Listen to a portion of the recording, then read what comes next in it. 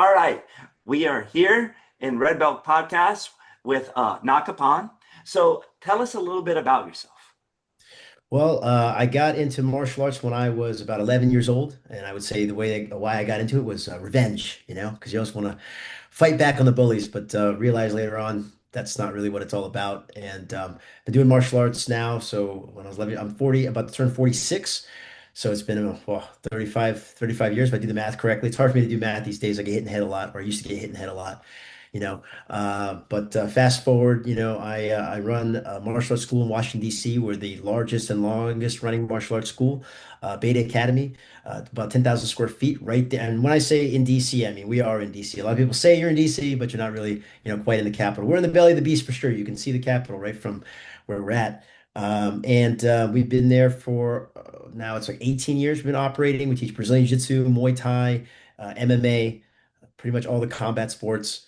And we're about to open our second location now. That's also in Washington, D.C. It's in Capitol Hill. So about 20 minutes from our current location. Everything's about 20 minutes, even though it's about a mile, 2 miles away. It's very difficult with traffic.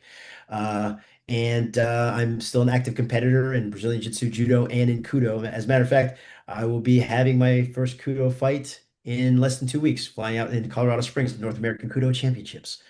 So yeah, it's just a quick background on myself, the school. Also, I run a affiliation for Brazilian Jiu-Jitsu and Muay Thai schools. It's called the Black Belt Syndicate. It's kind of like a mentoring group, plus also like a affiliation for people who want to level up in their skills and also their businesses. So you can find me there, blackbeltsyndicate.org.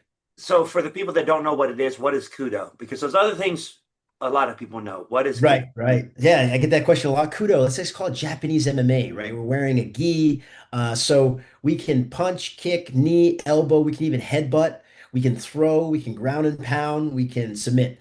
So it's pretty much everything into one. But we're also wearing a gi, so there's a lot of things you can do there where maybe you're a judoka and you're in the clinch, you can use the gi to throw, you can use the gi to really control your opponent. We also wear these helmets. They look like space helmets. It is proprietary gear for the Kudo Association. They're a little pricey, but they protect the moneymaker. So you can elbow me in the face, knee me in the face, headbutt me in the face, and we can keep the moneymaker intact. You can go to work the next day.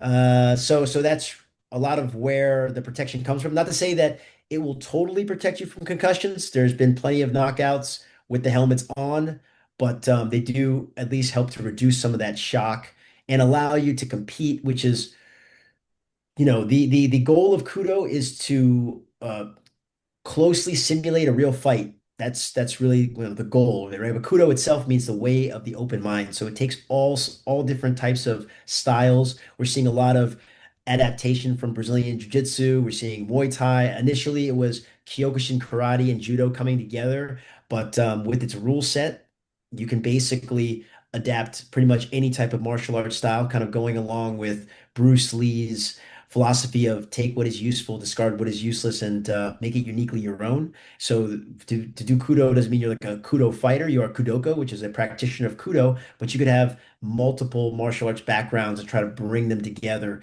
And I think really where Kudo excels is kind of the intersection of takedown, striking to takedown, and also the ground and pound to submission. I will say this that in order to rank up in Kudo, you have to fight. So there's kind of no way around it. But we do have the businessman class, which is what I'm fighting in. It's over 45 division. They have to literally call it the businessman class. So if you're over 45 and you want to get some scraps in, you can do it with Kudo. I am a retired MMA fighter. Didn't really do very well in it. I didn't fight very long because as I was coming up, there wasn't really a lot of money in it. You just did it because you loved it. And I often crave not. I have no desire to come out of retirement and get my head caved in the cage. There's really no benefit in that. But I do miss striking. I do miss competing in striking. And coming back to do Muay Thai doesn't really interest me a lot. And there's not a lot of people that want to compete, at an older age. So I think Kudo is a nice little way to get back into a striking competition, but also be able to rely on my backgrounds of judo and jujitsu and see how I fare in the competition scene.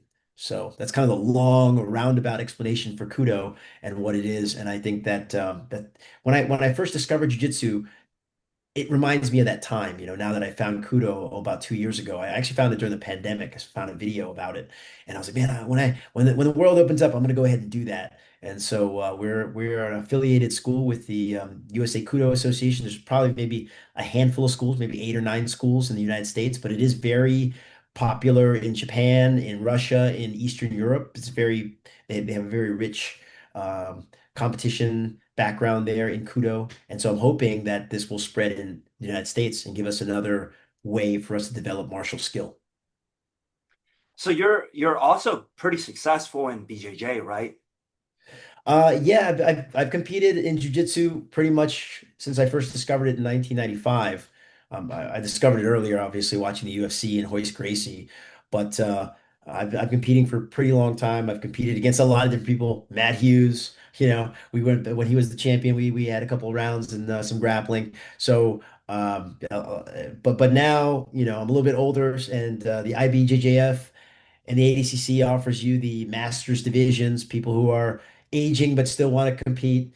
Craig Jones has plenty of jokes about it, all these divorcees that are taking TRT. I'm a natural athlete. I take no TRT, but I do enjoy competition. And I think that, jiu-jitsu has a lot to offer there. But of course, it's very I'm seeing it now more as a sport, right? It's like, but when we first started doing jujitsu, it was seen more as like fighting, combat. I don't know how you could become a black belt back in the day then without fighting MMA. Now I think it's a bad idea to make that jump unless you're, training and striking. But this, I think sport has gone a little bit away from that in terms of its connection to fighting. But I still enjoy jiu-jitsu. It's probably what I practice the most when it comes to, how much time I have on the mat. So I really do enjoy it. But I do spread some of my training with judo. I still do a lot of Muay Thai, and now Kudo kind of allows me to bring all those different elements together. So yeah, we'll see how that works. Okay, so I know you said you had a large school, but you didn't say. I think I know the answer, but how large is large for our viewers? It's pretty sizable, right? We have about 660 active members right now. That doesn't include the staff or, free memberships. So we are a pretty big school. I think, on the larger end of the spectrum there. Large in the sense that it is, my rent is about $25,000 a month. I don't know if a lot of people want to stomach that, but in DC, real estate prices are very high. So it's difficult to find yourself a space at a reasonable price. And of course, as you know, in the martial arts industry, this is where we excel, right? It's like trying to get the most cost-effective space and cramming the most amount of people you can in it. That's like kind of the gym membership model. And in DC, this is very difficult to do.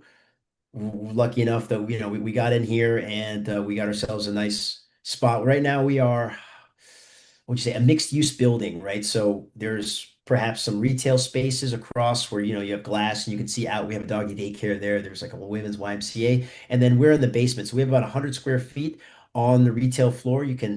We have some our own windows. Thank goodness we're not just a dungeon. So we got some windows there. Then you come in, you'll see our front desk, you see our retail area, and then there's a set of maybe 2 or 3 steps that lead you down into the actual training floor. And in the school, we have 3 training sections, a big fitness area that's about 1,000 square feet, a 3,000 square foot beginner area, and then another 3,600 square foot kind of advanced training area that we have. So it's a pretty large school. It's a big footprint.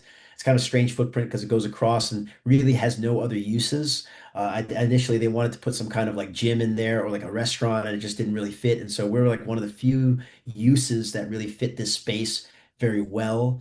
On top of our space is like maybe 8 more stories of residential space, right? Like, so there's like apartments there. The year that I moved in and signed a lease for 10 years, they sold the building for $155 million. So it's very difficult to buy my own space in DC. A lot of people, a lot of martial arts school owners, that their dream is to own their space and run their business out of their space. There's a lot of tax advantages in that. But I think for me in this area in DC, it's not possible. So I'll continue to kind of look and see as we expand throughout DC in our third and fourth location that hopefully we'll be able to find something where we can actually purchase ourselves. Yeah. Well, that is a pretty high rent. I don't think it's the highest number I've ever heard, but Okay. it's up there. But Yeah. that said, you're probably at like a 7-figure school, so Yep. Yep. We're trying to be, I guess, one of the few schools to break 2 million. So we're about one point, our goal this year about 1.7 million in revenue. So it's a sizable operation. If you ask me, I would just stick with one school. I'd be totally comfortable, you know. But I do have a pretty big team, and everybody wants a bigger piece of the pie. They want more opportunity, and that's kind of what has prompted us to open and venture out into a second location, which hopefully will be open by Monday, this coming Monday. Uh, yeah. So, yeah, I mean, despite your rent, I would say you definitely meet the criteria of the type of gym a lot of people would like to have. That's a lot. 600 students, almost almost 2 million is pretty good numbers for a modern martial arts school. Um, More money, more students, more problems, you know? oh yes. It's always something, especially I don't know, I feel like in jiu-jitsu and combat sports, there's a lot of drama that goes there. It's almost like an adult daycare, you know? So you gotta kind of be careful what you wish for. If I could just be like 200 members in a nice little spot, and maybe I would try to go do that. But you know, we do have a pretty big operation right now. I have about 6 full-timers that work there, and about like 14 or 15 instructors and part-timers. So it's a pretty big operation when it comes to managing. And sometimes I'm nostalgic for the days where it was just me and one other person. But you know, can't go Right. back now. Well, one reason I ask you about your competing and things like that is some people feel like if you have a school of that magnitude, or even if you have one much smaller, that like basically it's no longer about you, which it is no longer about you, but it is possible to train. But some people like think that like, hey, get your black belt, do what you want to do, and then open, because as soon as you do that, if you have a very successful school, you're sunk in terms of your own stuff, because you're going to be kind of imprisoned in terms of not being able to train very much, not being able to travel very much. So you feel like you can still do that stuff. How's that went for you? Well, that was the whole inspiration for even starting a school, you know, like this is opening a school is my sixth business.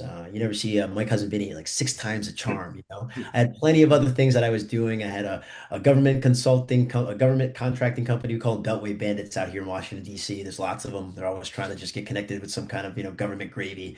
I ran a window tint company. We were developing like car computers back in like the early 2000s when they didn't exist.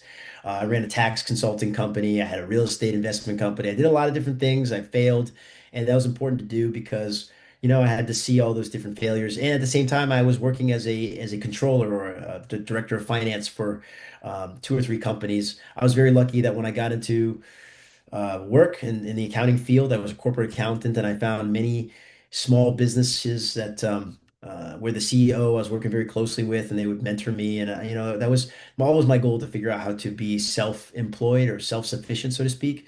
And so I kind of seeked out those kind of opportunities where I could work closely with people who knew a lot and you know were successful entrepreneurs. But even though I was doing those types of things, like my last company that I worked for when I was about 29 when I quit was an internet service provider. And I had the corner office there, you know, and that's really what I worked for. I was also 29, so nobody really respected you, even though you ran the entire accounting department for like you know a 30-person company, right? And I was always thinking to myself, like right now you can see it, I got gray hair. I was thinking to myself, one day I'm gonna have gray hair and I'll be sitting in this office, and when you come and talk to me, you're gonna respect me, you know. But at the same time, I was like, what am I doing? I'm spending all my time here in a place I don't want to be, and I want to age and let the time pass, the best years of my life pass, so that people can respect me for a job that I don't even want to be doing. And every day I had this little Siamese fighting fish, right? They just got to be by themselves, or else they attack other people. So they're in there, and I would just see myself as this like in this glass bowl, this glass jar, and I was like, man, I'm just stuck here, you know. I have the best office, I have the best situation, I have a company car, I have all these things, but I'm still miserable, and I don't want to do this anymore. All I want to do is I want 5 o'clock to come, and sometimes I can't get out at 5 because I gotta, you know, some other responsibilities. But as soon as that does, and I have nothing to keep me tethered to this chair, I'm gonna go train, and that's all I really wanted to do was train. And so I found it as a way to liberate myself from the life and the job that I no longer wanted to do. being an accountant was kind of my fallback plan, even though like fighting wasn't the thing that you could actually make money off of. I was like, let me just see what I can do here, fight MMA, fight Muay Thai, and see where it goes. And at the age of 23, I was like, man, this doesn't lead anywhere. So let me just go ahead and be an accountant. Maybe I'll make a lot of money and I'll be happy. And even though they were paying me enough, they're paying me enough just not to quit, yeah, I'm feeling good about it, how much money I was making, but just enough not to say like, I'm done with this. And I was on that hamster wheel, where you're just the next dollar you get, you spend in your life somehow, and pretty soon you just continue to wait for that next bit amount of money, and then you spend it again. And I just didn't want to live like that anymore. All I wanted to do was train, fitness and being outside and dealing with people that like not their money problems, but just being with other people was what I wanted to do. So, I said, let me just give this a try, and it's something I was very passionate about. Even though, again, my one of my mentors, Professor Leo Dalla, who runs the Big Brothers Jiu-Jitsu Association out here in the DMV area, he was actually the one who convinced me because, as I said before, the jiu-jitsu world, the mixed martial arts world has a lot of drama in it. And one of the things I didn't want to do was open up a school to deal with that drama. But, him being the godfather of jiu-jitsu, he would say like, hey man, if there's ever a problem, you can always come to me about it. And, I got your back. And that gave me enough confidence or give me enough reassurance that if I ran into anything that I had somebody who I could rely on, and he's always been there for me. And so therefore I opened up, and I've been there ever since. And yeah, in the beginning it's very tough. Like you're wearing all different types of hats. You're on the mat teaching, you're doing the sales, you're doing the enrollment consultations, you're trying to be the IT person, the HR. You do everything yourself, and so it feels like maybe there's not enough time for you to do things like train or compete. But if these are the things that make you happy, you have to figure out the way to do that. So for me, it was creating a solid team around me that I could rely on, that we could rely on with each other. And that's really how I was able to kind of bring myself out of the day-to-day things that I didn't enjoy about running a school and be able to do things I do enjoy, which is, be a connector of people, having a vision of where we're going, training on a daily basis. I train every day for at least an hour, sometimes 2 hours if I can get it into my schedule, and it's a big part of my day. And if I didn't have that and I was only dealing with the issues of running a martial arts school, I probably wouldn't be here today running one. Awesome. So, how do you what would you say is the difference in somebody that can take a school to your level, whereas gets stuck much smaller in a spot that they don't want to be? Is it like the marketing? Is that the key driving thing? Or is it something else? I think there's so many things, so many facets to doing it. First, you just need to have the passion. This is something you really want to do because you're going to encounter so many obstacles as you work through this entrepreneurial journey that you're on. So you just have to you have to know why you're doing it, right? And for me, it was to be breaking away from the matrix, so to speak, right? To not have to go to work and get that paycheck. So for me, that was enough for me to kind of weather the storm of all the different challenges that I've gone through. Look, I've gone through a lot. Like I've been sued a bunch of times, and even though they're all frivolous lawsuits, you still got to do it. You lose a lot of sleep with that. Things that would happen to me that I never thought would happen because the buck stops with you. But I would say if you were looking for something, you have to build. You probably hear it. It's kind of almost like a cliche. You have to have systems. You have to have systems for how things work. You have to be able to, and within the system itself, you have to be able to monitor it, right? Like if you're going to step away from something, you just have to make sure that whatever it is you're stepping away still gets done and has a way for you to be able to audit it, manage it, observe it to make sure that it's happening to the level of satisfaction that you want. And that could be marketing systems. How do you bring in new leads? That could be systems like CRM systems. Like, of course, you guys have the Red Belt software. Like, you need to have a rock solid system there that stays up and handles all the different tasks and needs that your team might have. You're going to need to make sure you have enrollment systems. Like when people come in, how are they being toured through the school? How do we present the programs to them? How do we get them signed up? Even to little minute systems like our phone system. Like when you call us, what do we say? And that has to be uniform throughout all the people that work there. So there's a lot of training that goes into it, especially when it comes to a person, a human element in that system, which I don't think martial arts can get rid of as much as we rely on AI, and hopefully that we never do because that's kind of what makes us unique as an industry, right? We're about connecting people more so than just throwing punches or learning how to do strangleholds on each other. It's about connecting people and keeping them together in a community and keeping them connected. And so therefore, I think there's lots, again, lots of many different things that you might have to develop, but the idea is how do I develop something, a system of operations that occurs without my involvement, so to speak, because you're going to have to move up and get people to do those tasks and be able to rely on them. And sometimes we as the entrepreneurs say, "Oh, I better do it myself because no one can do it as best as I can." But then what ends up happening is it just never gets done because there's not enough time in the day for you to be able to do that. So again, it's like developing the right systems, and you being an engineer, I'm sure you understand. Like you can appreciate the whole flow and how things go, and so those skills are very important. But I would say as a final skill that you would need is to understand business, and that's because that's at the end of the day, that's what we're doing. I know we're doing martial arts, but there's a bunch of numbers that happen in the back end. There's profit and loss statements, balance sheets, all these things. And you have to really understand the nature of money and how it works and basically a language so that you can understand what's happening, right? Just like you're doing zeros and ones on computer code. I'm sure not people code like that anymore, but you know what I'm saying is you have to understand kind of the zeros and ones that go behind finance, and that's going to make it so that you have a skill that is almost transferable to any industry you might get into. I can't think of any other industry that I would want to be in other than martial arts. But if I closed down and opened up a car repair shop, I should be able to run that and understand what's going on and be develop finance systems behind the in the background to be able to make sure that it functions properly. So that doesn't mean you have to go and get an MBA. As a matter of fact, I have a master's in business administration, and I'm a CPA, a certified public accountant in the state of Virginia. And I think that that's kind of overkill. You don't need that. Although I do have, a lot of skills from that part of my life that do transfer really well. But you just have to commit yourself to understanding how business works and how money works. And that will make your life a lot easier when it comes to running a martial arts school. So you said early on there's like you have to um, discover how to implement these systems, you basically said. So how do you do that? How would you go about implementing systems if you weren't at that point yet? How would you start?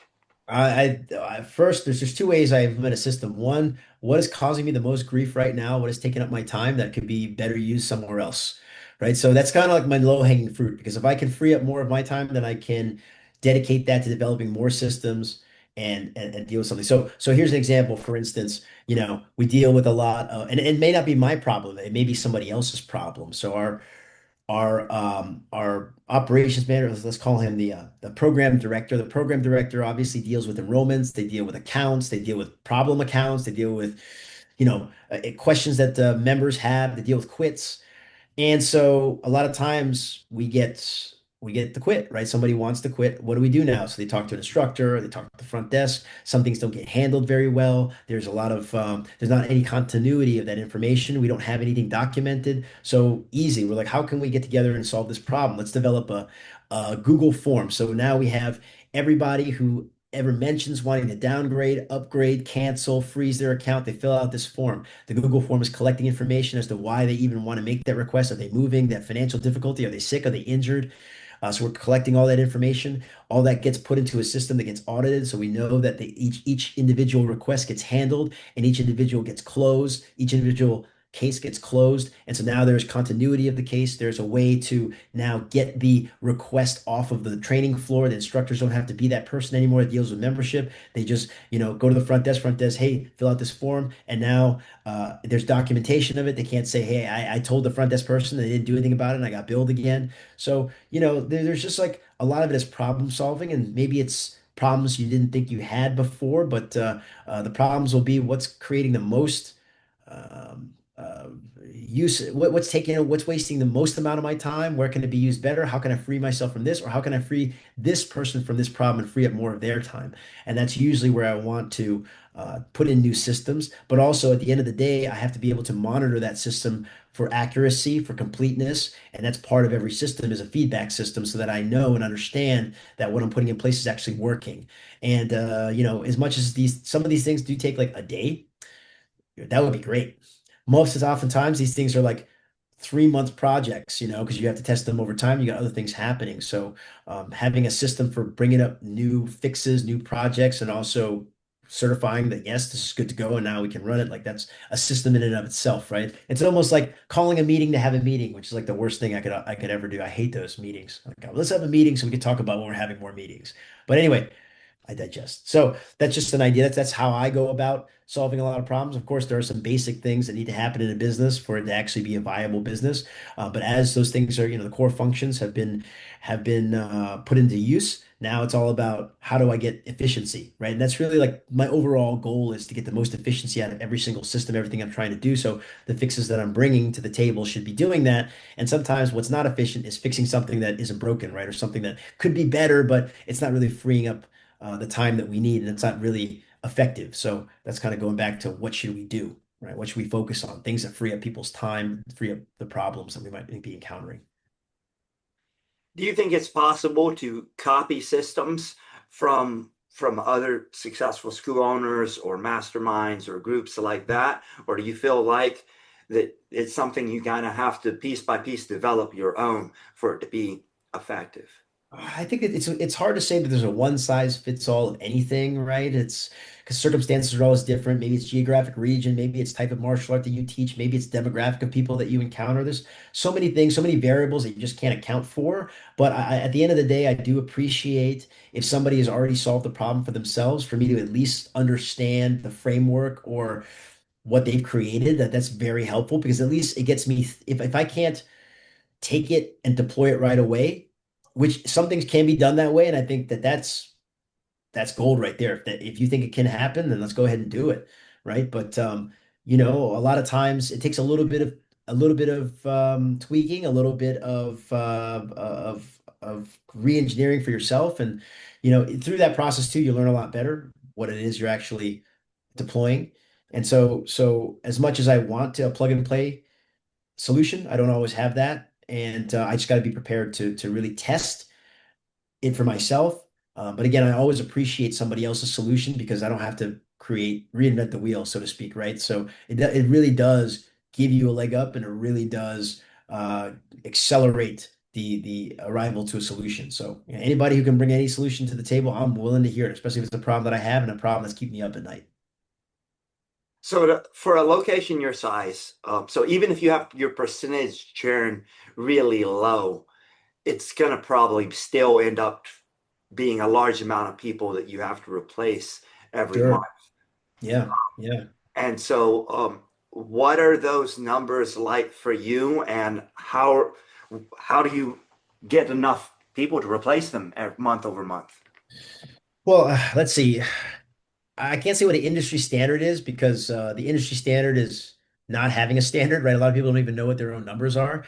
For us, our attrition rates will vary greatly. Right now we're going into the worst time of the year, which is the summertime, which has the most attrition, right? So June is tough, July is tough, August is tough. We need other means of recruiting during this time. So, I can get into that later on, but we just had a meeting about it where we have a couple of different initiatives and specials that we're trying to launch to really replenish. But especially, in July, we've seen 9% attrition. Attrition rate, just so you know, is however many students you have. Let's say you have 100 students and you have a 5% attrition rate. That means you're losing five a month, right? That's the churn. So you have to at least put five in there to get back to 100. So five new signups to break even if you have a 5% attrition rate.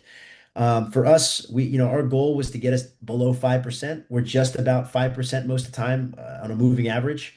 So I find that as a victory, where before, we were really good on the front end. Before, what would you say, like DC recession. It's almost like a recession for us in DC.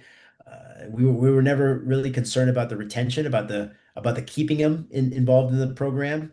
We were more concerned with the front end, getting them to sign up.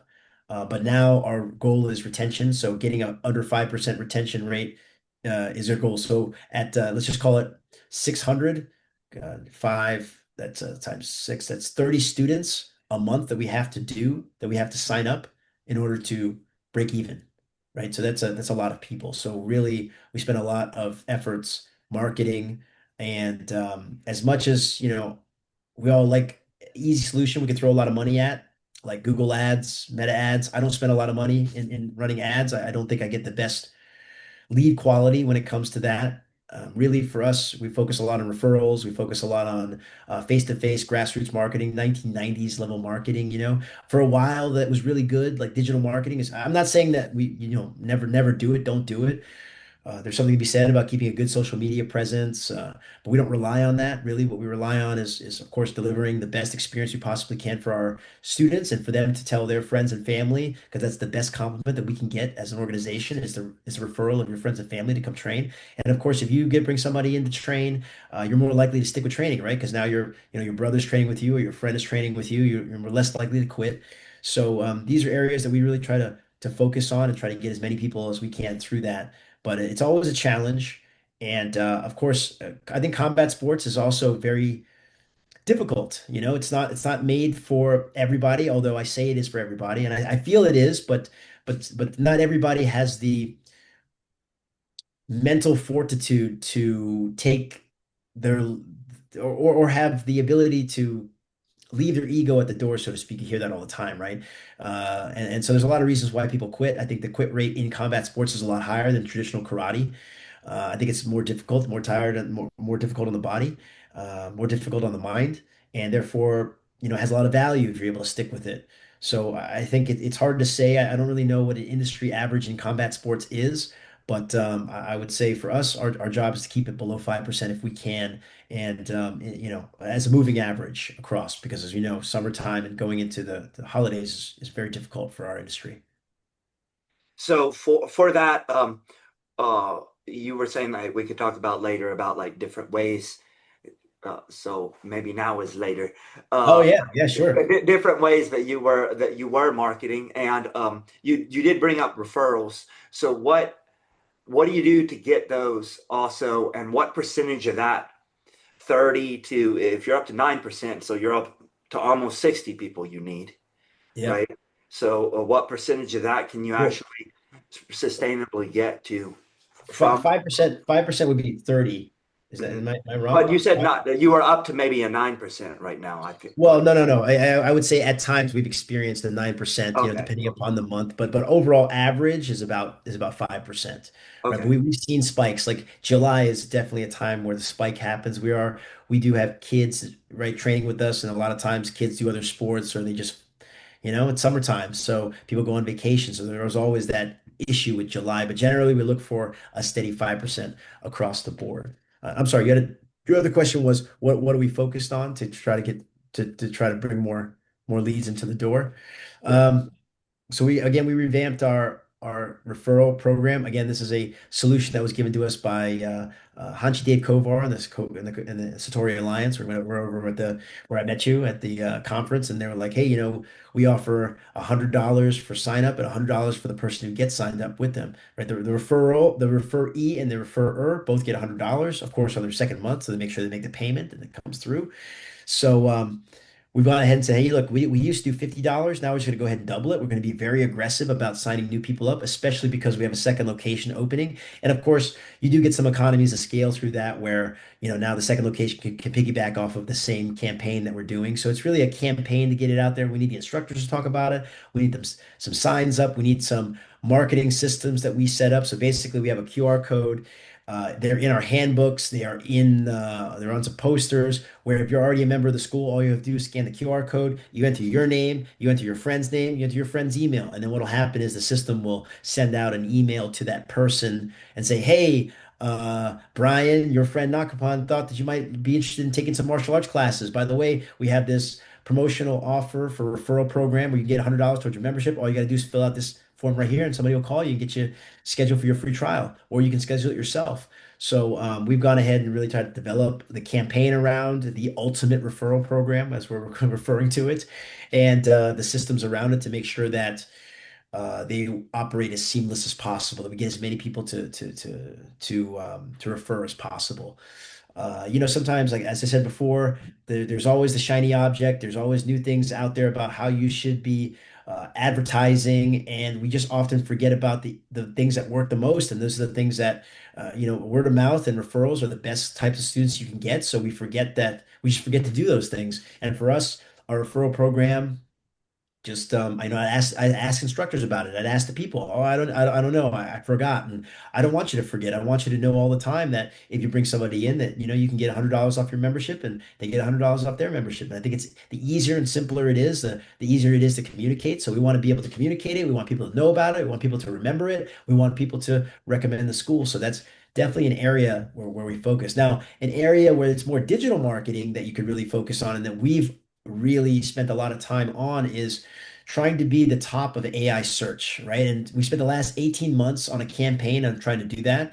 We're seeing some more often now than we saw before that a lot of people that are finding our site are coming through ChatGPT, they're coming through Gemini, right? Because now it's like, where do I train martial arts in Washington, D.C., or what's the best martial arts school in Washington, D.C.? Well, they're going to give you the recommendation, and we want it to be us, right? And so a lot of times, before, like 10 years ago, when you search Google, you'd get 10 sites, right? So then you just have to kind of go see who's number one. And being ranked number one on an organic or even on a paid search was very valuable because that's what you're going to do first. You're not going to go to the second page and go with like number 11. You're going to go with the first page.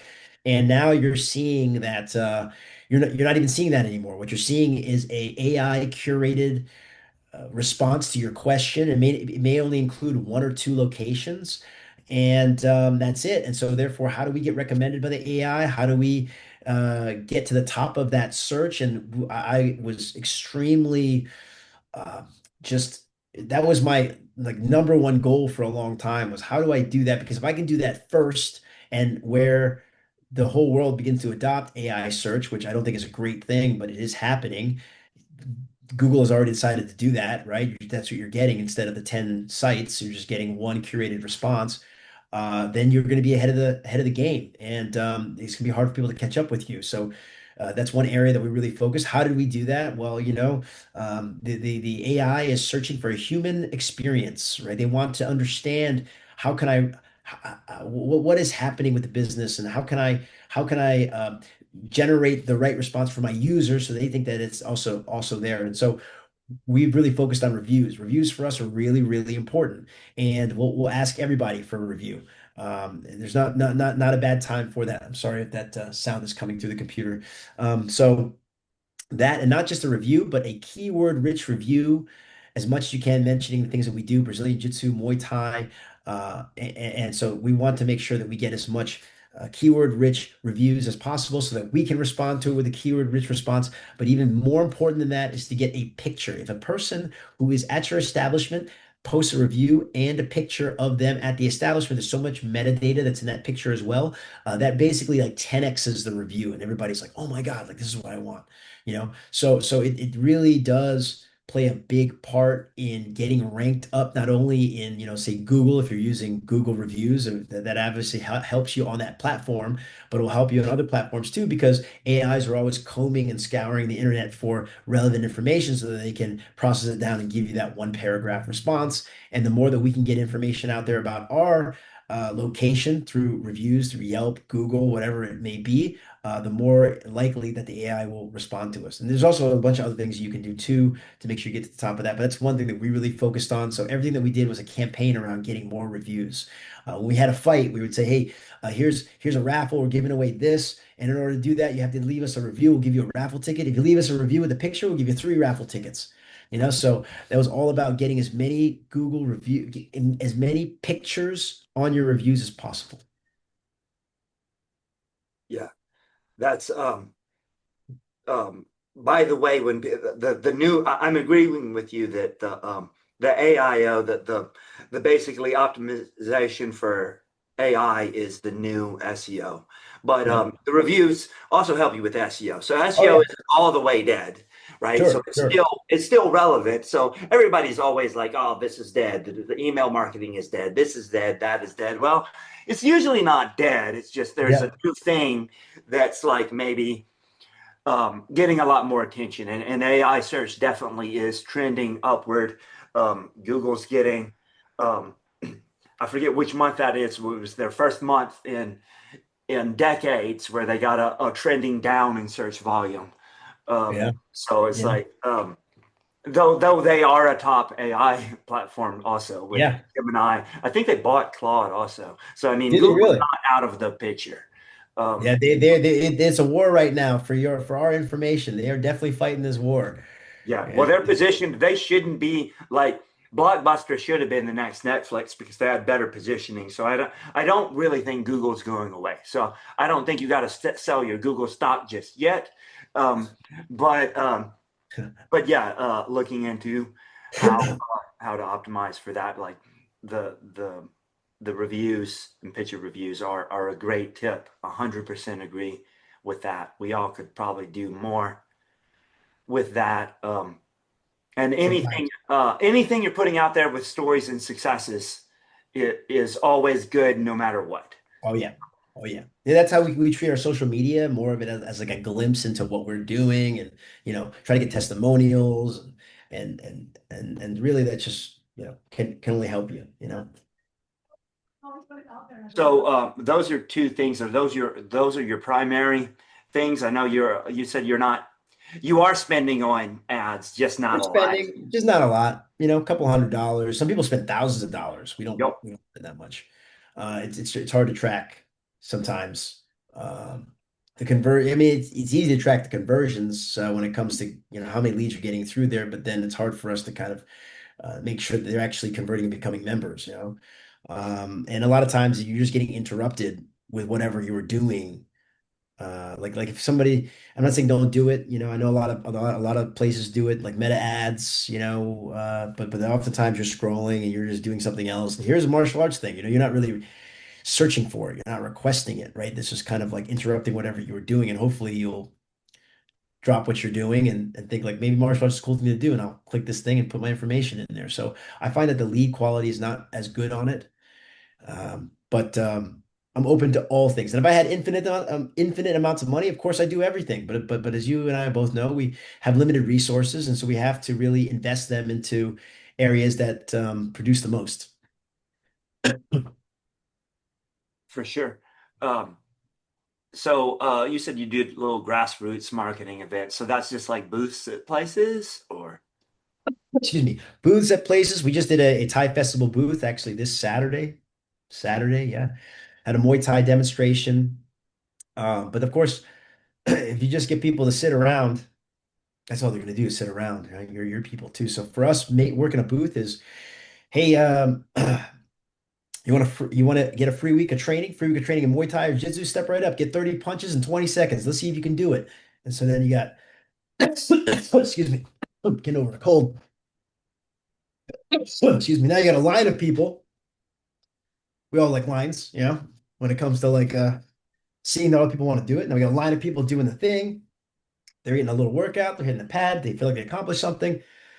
Then we got a little cheesy thing where you spin a wheel, you can get a free week, get a free sticker, get a free t-shirt, get a picture, something like that. Just a bunch, just keeping it fun, because we do get a lot of kids there too, like to spin the wheel. And then you make them put your information in before spinning the wheel, or you let them spin first and get the information after it. we let you do the activity first, which is something that we don't feel has a lot of can go wrong, other than us getting punched in the face by that person. And then as soon as we let them spin, in order to claim the prize, just got to put your information here. Who doesn't want a free week? Everybody. No, nobody's just like, I don't want to do it. They're already committed once we get them in, or you can have them hit the pads first, then give you the information, then spin the wheel. It's totally up to you. But generally, like we're there just trying to connect with everybody, try to be out in the community and try to create rapport with the person. And so therefore they're a little less apprehensive to commit to giving you some information.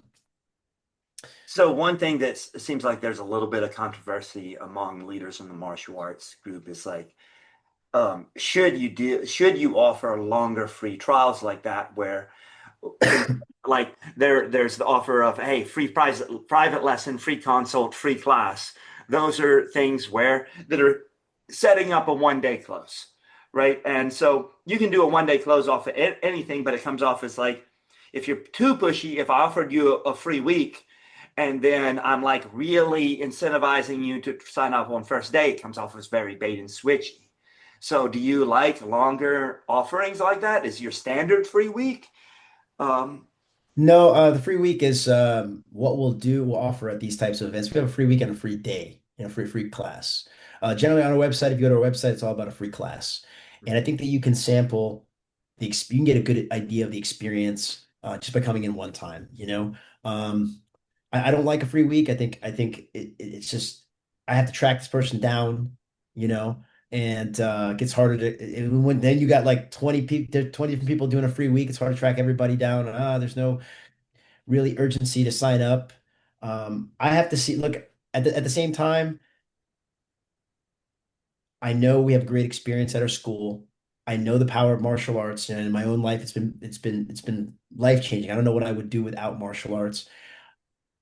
But the joke that I have with my friend Murillo Santana, we call them the late people, the people that don't train, and we have to convert as many people as we possibly can. It's like that's our mission, right? Well, I need you to do martial arts. I think it's going to make us as a species better. It's going to make relationships better. It's going to make you more capable as a person. Why wouldn't I want to get you involved in martial arts? And sometimes you were just sitting on the couch eating three cheesesteaks, like trying to figure out what you're going to do, where you're going to go to dinner, and then where you're going to go hang out, which video games you're going to play. You were just filling your life with leisure. I'm not saying it's everybody, but you always have something to do. And so therefore, I have to figure out A, how to get you in, but also how to get you committed right away, because that way it'll get you coming into the next class. I need you to get off that couch. I need you to come into the class. I know you had other things to do, but I want you to make this part of a healthy lifestyle because I know it's going to be a positive, it's going to make a positive impact on your life. That's how I feel about it. That's how I want my people I working at the front desk, all my instructors to feel about it. Because if they don't, then we're doing it a disservice.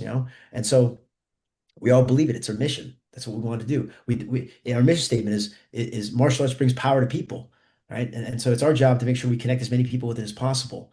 And so therefore, whatever I have to do to get you to sign up when you come in, that's what I'm going to do. You're the most excited you're ever going to be. You were doing something else, but you stopped doing it and you came into the door and you changed your clothes and you got in there, you got sweaty, and I don't know if you're going to come back again. And so I'm going to do whatever I can to get you to sign up. And that's okay. Some people don't sign up the first day. That's fine. We always try to have like a backup where maybe you didn't enjoy Muay Thai, or maybe you want to try Jiu-Jitsu before you commit to one art. Well, let's try Jiu-Jitsu instead if that's not what you want to do, and do Muay Thai. So we have another option to bring them back. But at the end of the day, we want to make sure you come in and have the experience and train. So I'm a firm believer that I got to get you to commit so that you'll not come up with an excuse for why you don't want to train. So I'm sure. okay with it. Hey, look, it's take it or leave it, and it's not being pushy. It's well, we do have a incentive for you to sign up today. That may be a free set of gloves, that may be a free uniform, that may be something, but it's only available today, and just to make sure that you get signed up. And if not, that's fine too. Like, oh, I don't want to do. I'll think about it. Okay, no problem. Can we get you to come into tomorrow for another class? Maybe try something else. Sure. Okay, great. But I want to make sure that I know when you're coming in next too. If I say it's a free week, you come in whenever, and I don't know when you're coming in, and there's so many people I don't know what they're doing. So at the events where you do a free week, so that's like different than your normal process. It's just you feel like you need to offer a free week there to get them to come in. Is that why you do it? No, it's easy because I'm gonna get a lot of people walking through, right? And they see a booth and they're just like gonna walk. I'm like, hey, you want to get a free week of martial arts? It sounds better than get a free class. It's like, hey, let's get a free week. And oh, I got a free week. Yeah, all you gotta do is hit this thing real quick and then blah blah blah. So it's like a way. I usually bring like a karaoke machine with me and I just start like, hey, everybody, step right up, get 30 bucks, get a free win up to a free week of training at your local martial arts school. Something like that. I think it sounds a little bit better because you weren't looking for this to begin with. You came to my website, you found my website because you were looking for martial arts. So I know, hey, the barriers are a lot less. But for you to not even know who I am, I'm this weird dude sitting over here, or I got some weirdos sitting around and they got some pads and they're like, come over here and hit this thing. I need a little bit of I need a better lure, right? So to speak. It's a bad word for it, but you come on, like just come talk to me. I give you a free week, no big deal. So that's And where I work. how do you deal with it? So then they get it. You set an appointment for their first class, I Yes. assume. Then they Yep.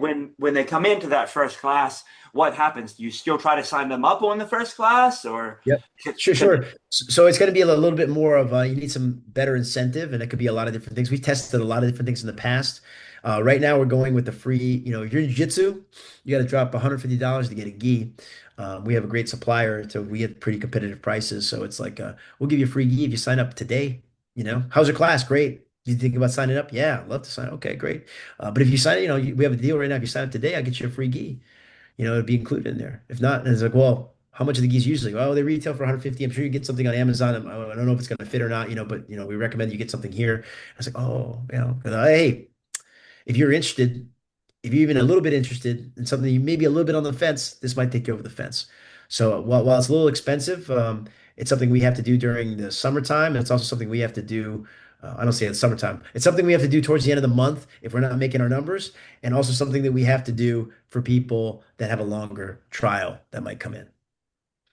So I've heard of uh, like, hey, a down payment system or a larger sum for like a challenge or whatever, that being the system, and then the incentive being like $100 off of that, right? So if it's Yeah, 299 down, it's $100 off that sure. or whatever is. Do you feel like physical items are better than just like some some money off of a number? I'll do both, I'll do both, but there's something that to be said about walking out with something tangible in your hand, Yeah. right? And so there's that, but also once you go home and you put it on the side or in your room or whatever, you're reminded that you are committed to training. And so therefore it's a constant reminder. I don't have to tell you, it's right there, Or maybe your wife's gonna be like, why'd you get this thing? Like, you're not even using it. You're gonna hear it from your wife. I don't know. My wife doesn't, she bothers me about stuff, but not about that because I'm training all the time. So yeah, so it's like I think it's another form of commitment. It's another form of just reminding you that you're supposed to be somewhere. And if you don't like free, you can always charge something for it, give a discount. There's a lot of ways that you can do it. I'm not saying my way is the best way. It's just a way that we're using right now just to get a little bit more commitment. Washington, D.C. is a tough area, tough market to be in, where before, man, the Great Recession, we would laugh at the Great Recession because you guys print the money and they spend it in DC. But right now we got Doge, right? We got people getting fired. We got government workers getting laid off. Oh my God, this is Armageddon. This has never happened before. These guys are not used to this type of environment. You get a government job, you're in for life. You're gonna get a pension, you're straight. But now.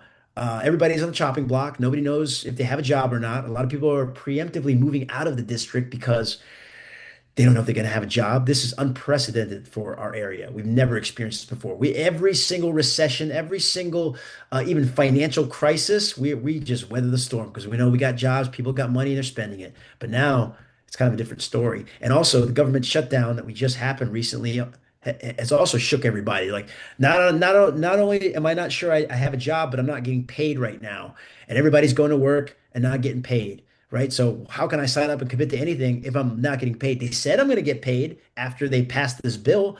There's no guarantee our contractor's going to get paid, right? So that's another thing. You might not even just be a government worker. You may be a contractor to the government. And from then it's like nobody knows what's going to happen. So there is a lot of uncertainty in our area, and that's why we're open to trying whatever we can to get people involved into martial arts right now. People's disposable income are cut, gas prices are up.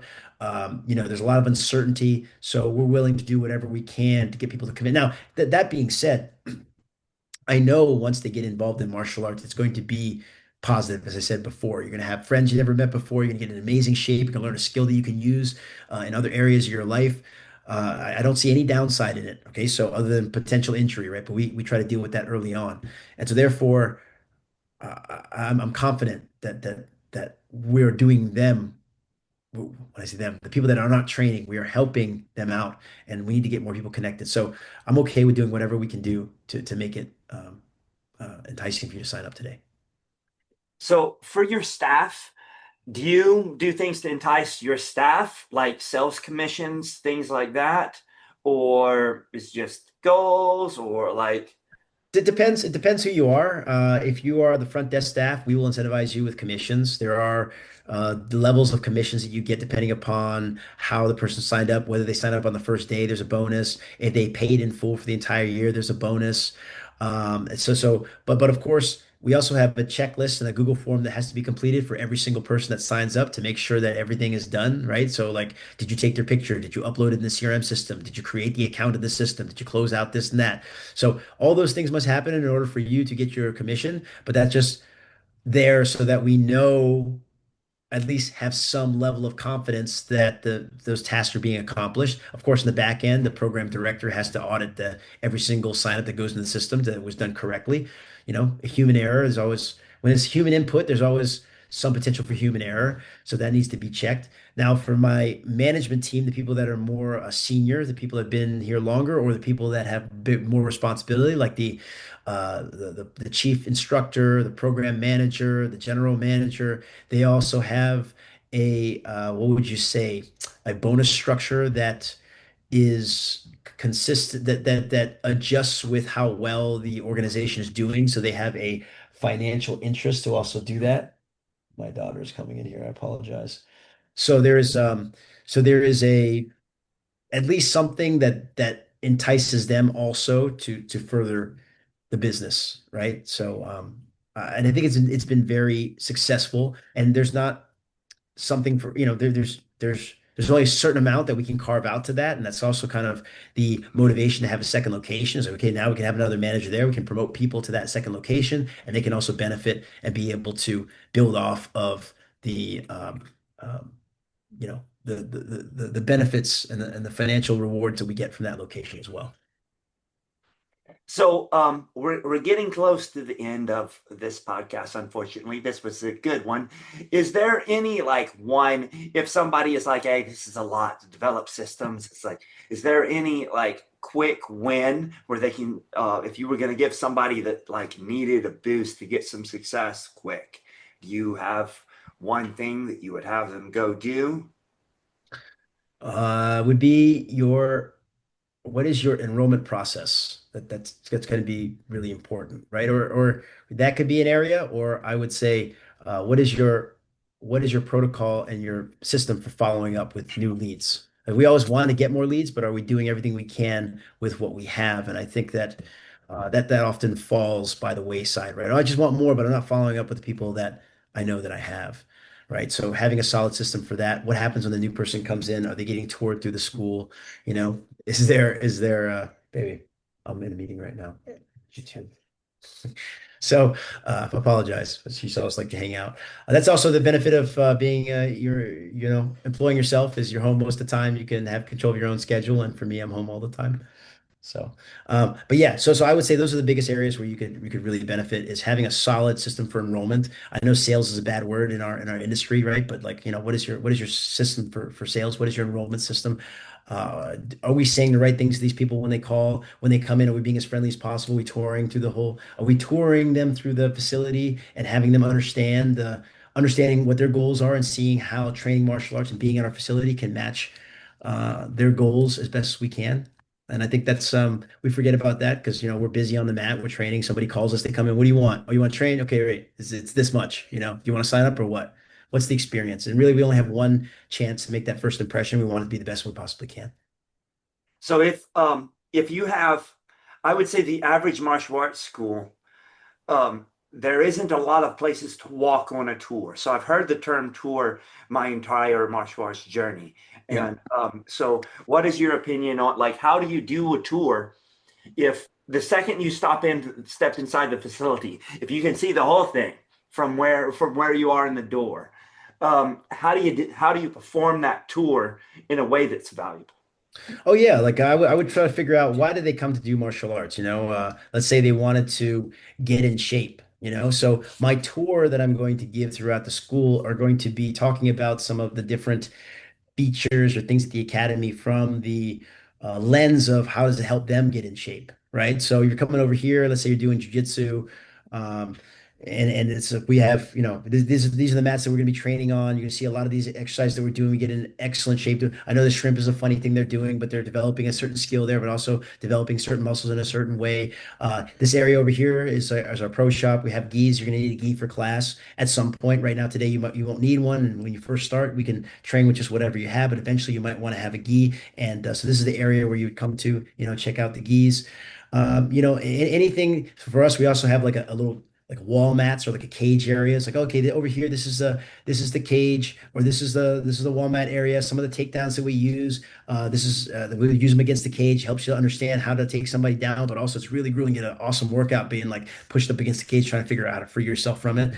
So how can I how can I talk about all of the different things about the academy that help them? Even the standpoint of, hey, the bathrooms are over here. We have showers over here. If you train during the day, you're going to want to make sure you shower. So there's always, we're very hygiene oriented in the sense we want you to have the best hygiene. You have to go back to work. We advise you to take a shower. You can do that too after your jiu-jitsu class. Highly recommend you jump in the shower. Over here at the pro shop too, we got some soap for sale. You can buy some soap, get on there. You can so anything, even if you have a smallest facility, anything that you have there, you could always explain it from the standpoint of the benefit that the new student or the new prospective student is looking to gain from your program. So you would recommend having them like watch like tour during a tour. You like it if they're like seeing a class before they do a class? Not necessarily, but if it's happening, it always helps, right? Because it kind of helps explain like what they're going to do. For us, it's we have classes happening on three different mats at the same time, so we're always kind of drawing attention to what's happening here. And also, a busy school is like very good for positioning for yourself, right? If you have a totally empty school at 6 o'clock, it's prime time, nobody's here. It's kind of weird. How come nobody signed up? Like, what's really happening here? So that's okay. But we do get a lot of people that walk in during the day. We're open from 6 a.m. to 10 p.m. every single day. Other than Friday, we're all open later in the afternoon. And then Saturdays, Sundays, we're open from like 9 to 2. So we do have people coming in when there's no class, and that's okay as well. Um, but you have to understand that uh, stepping into a martial arts facility, especially if you say you're doing MMA, is very intimidating for somebody. And so therefore, like, I want to familiarize them with the location, with the spot as much as possible. I want them to make it feel like home. So I'll make sure that I point everything out. I know that a lot of times we're in our own gym, we're in our own academy a lot for a better part of our lives, and everything to us is normal, right? And so sometimes we overlook those simple things. Sometimes we also overlook the dirt and grime that's in certain spots you know. But that's why it's important to really check and make sure you get that white glove treatment. Make sure everything's nice and clean. Make sure that people are comfortable in it. Don't leave them naked and afraid, is what we call people. When they come in, they're like, hey, they came in and you said, hey, you introduce yourself. Okay, great. Well, you'll jump into class in a few minutes, but you didn't introduce them to anybody. They don't know they're uncomfortable. They don't know where to put their stuff. They're looking for any reason to kind of to shell up and perhaps have a reason to leave. So we need to make sure that they're as comfortable as they possibly can. And that's kind of the point of the tour. And one of the things that we want to make sure that we do is there's a handoff, right? We're very big on the handoff, that the person who's inviting them in is handing them off to a junior instructor, to a senior instructor, introduces them to another person in the class, something like that. Look, look. All right. So uh, if anybody wants to reach you, see what you do, is there a place online they should follow you? Yeah, sure. You can just follow me on all my social accounts. But you can go to the main website, www.nakapanmma.com. You spell my name Nakapan MMA.com. That's my personal site. I have courses there too. Also, my affiliation information is there. If you want to ever come to DC and visit our school, we're betaacademy.com. B like Bravo, E like Edward, T like Tango, A like Apple, academy.com. We're open pretty much 7 days a week right there in the nation's capital. We do get a lot of visitors coming in all the time. And so therefore, if you're ever coming into DC, want to check out our location, please come through. We'd love to have you there.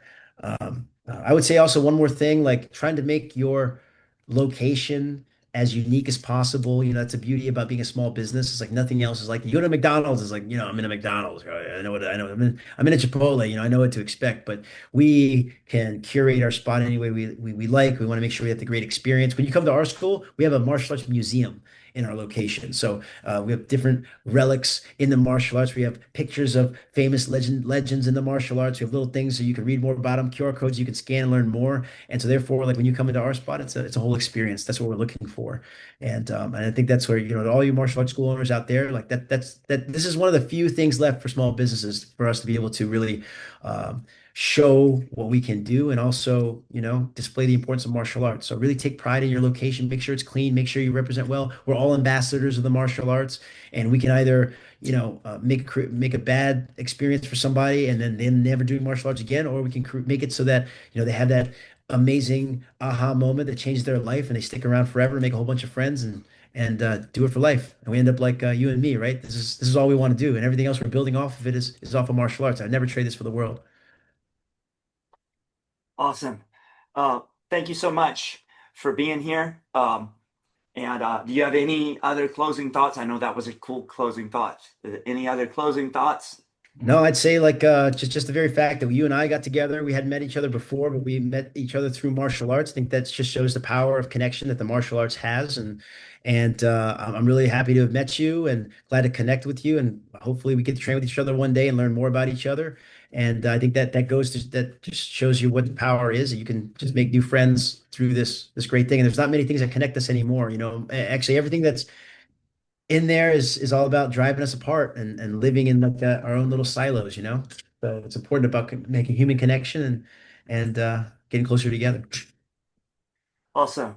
Awesome. Well, thank you so much. Thank you. It's about time. I appreciate you. Sorry, it's